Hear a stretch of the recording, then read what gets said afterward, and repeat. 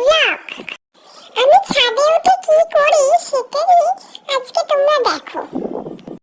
ছাদে উঠেই আমার প্রথম নজর হচ্ছে পিকা বারবার বলে যে গাছে হাত দিবি না, সেই গাছের দিকে চলে যাব। ওকে রাগাতে তো আমার খুব ভালো লাগে, তাই জন্য। এদিকে তো পিকা ভিডিও করতে ব্যস্ত, ভিডিও করেই যাচ্ছে। কোনদিন গাছের সাথে ফোনটাকে এঁটে দিয়ে চলে যাব। একটা জায়গাতেও আমার শান্তি নেই, কোনো জায়গায় শান্তি নেই। সব সময় একটা ফোন নিয়ে ঘুরে বেড়ানো এর কাজ হয়ে দাঁড়িয়ে। ছাদে যেতে আমার খুব ভালো লাগে। দেখো কি আনন্দ করে আমি ছাদে মজা করি।